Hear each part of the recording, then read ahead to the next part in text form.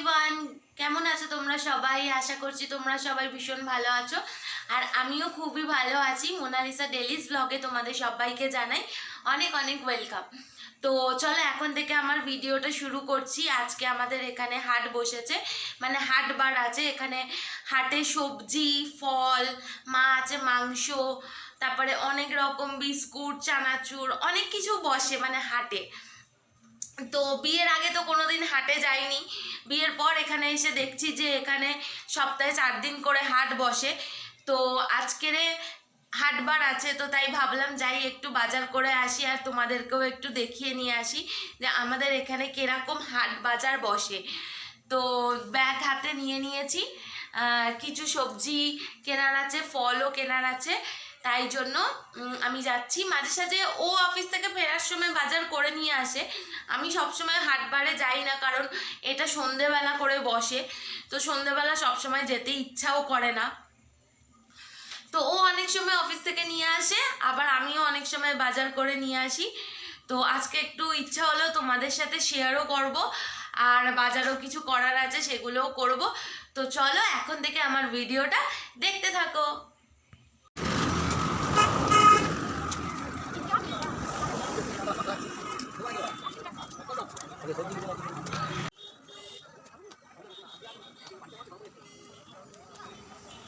তারপর দেখো চলে গেছিলাম বাজারে। বাজারে গিয়ে দেখি মানে অনেকই তো বাজার বসে এখানে সব রকমের। তো পুরো বাজার আমি ঘুরিনি, কারণ আমার অত কিছু কেনার ছিল না। বললামই তো ফ্রিজে সবজি আছে কিছু, তো ফল টলগুলো ছিল না বলে মেনলি কিনতে গেছিলাম।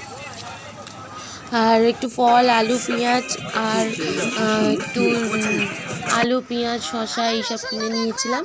আর বিস্কুট, চানাচুর এইসব কিনে নিয়ে দেন চলে আসলাম বাড়ি। তো বাড়িতে এসে তারপর দেখি যে আর হ্যাঁ, আর মুড়িও নিয়েছিলাম ওখানে, মানে ঘরে বানানো মুড়ি বিক্রি হচ্ছিল। তো মুড়িটার খুব ভালো টেস্ট, তাই নিয়েছিলাম। আর ঘরে এসে দেখি বর হাতে করে নিয়ে এসছে সিঙ্গারা। মানে বাড়িতে এসে দেখি ও অলরেডি চলে এসছে, আর আমি চাবি দিয়ে চলে গেছি। ওর কাছে চাবিও ছিল না, ও দাঁড়িয়েছিল। তারপর তাড়াতাড়ি করে এসে দরজাটা খুললাম, কারণ আর তখন ভিডিও ক্লিপ নেওয়া হয়নি, কারণ এমনি হাতে দুটো ব্যাগ ছিল, তারপর আবার চাবি অনেকক্ষণ দাঁড়িয়েছিল এসে। তারপর ও সিঙ্গারা নিয়ে এসেছিলো, তো ওই সিঙ্গারাটা দিয়ে দিলাম, তারপরে সিঙ্গারা খেলো। আর এটা হচ্ছে পরের দিন সকালের ভিডিও। সেদিনকার আর কিছু গুছিয়ে রাখা হয়নি সবজি, তো ভাবলাম ফ্রিজটাকে পরিষ্কার করে দেন সবজিগুলোকে ভালো করে গুছাবো, সুন্দর করে গুছিয়ে রাখবো। তো ফ্রিজটা যখনই বাজার কিছু করে নিয়ে আসি, তো তখন ফ্রিজটাকে একবার মানে পরিষ্কার বলতে ভালো করে একটু মুছে নিয়ে দেন আমি সবজি টবজি ফল টলগুলো ভালো করে গুছিয়ে রাখি। তো তাই জন্যই সব ঢেলে দেখি সব বার করছিলাম ফ্রিজে রাখবো বলে।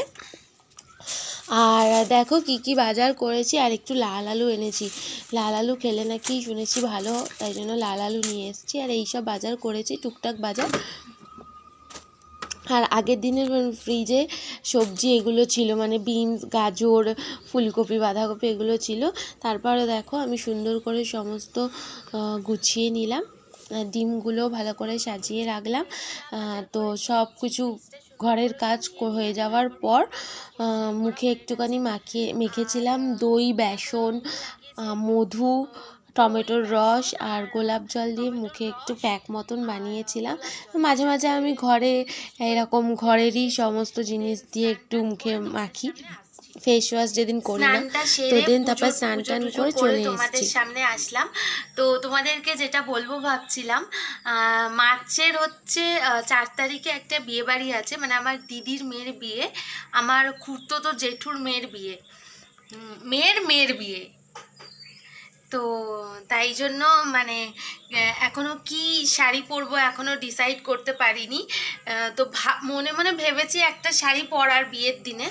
তো বিয়ের রিসেপশন দুদিনেই যেহেতু মানে যেতে হবে, তো বিয়ের দিন একটা ভেবে রেখেছি। তো দেখো এই শাড়িটা পরলে আমাকে কেমন লাগবে সেটা তোমরা প্লিজ কমেন্টে জানিও, তাহলে আমি এই শাড়িটা পরবো। আর এই শাড়ির ব্লাউজটা তো আমার হবে না, কারণ এটা বউ হাতের ব্লাউজ। তো তার জন্য একটা ব্লাউজ কিনতে হবে।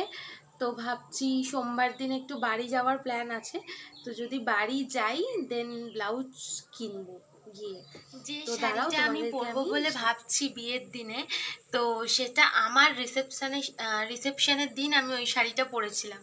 তো ওটা আমার রিসেপশনের শাড়ি, ওটা আমার খুবই একটা প্রিয় শাড়ি, আর কালারটা আমার খুবই পছন্দের কালার।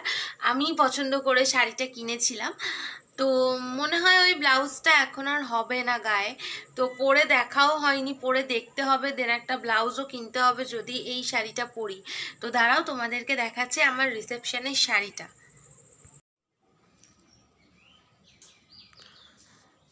এই হচ্ছে আমার রিসেপশনের শাড়ি। আর এটা আমি আদি মোহিনীমোহন কাঞ্জিলাল থেকে এই শাড়িটা কিনেছিলাম। এটা আমার রিসেপশনের দিন এই শাড়িটা আমি পরেছিলাম। এটা মানে রয়্যাল ব্লু কালার মধ্যে একটু মানে রয়্যাল ব্লু কালারেরই শাড়িটা, তার মধ্যে একটু পিঙ্কিশ দেখো, মানে ওই ময়ূরকণ্ঠী কালার যেটা হয় ওই রকম খানিকটা শাড়িটার মধ্যে হয়, মানে ওরকম কালার রিফ্লেক্ট করে। আর এটা আমার খুবই পছন্দের শাড়ি। আর ব্লু কালারটা তো আমার এমনি খুবই ভালো লাগে, রয়্যাল ব্লু কালারটা।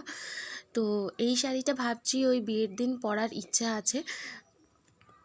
আর এর সাথে ব্লাউজ এখনও পর্যন্ত, মানে এর যে ব্লাউজটা সেটা মানে বিয়ের সময়ই আমার ঠিক করে বানানো হয়নি, তাড়াহুড়ো করে বানানো হয়েছিল।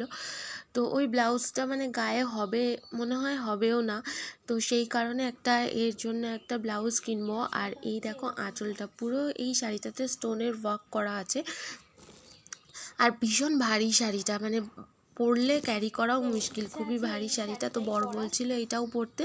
আর তোমরাও কমেন্ট করে জানিও যে আমার শাড়িটা কেমন, মানে দেখতে কেমন।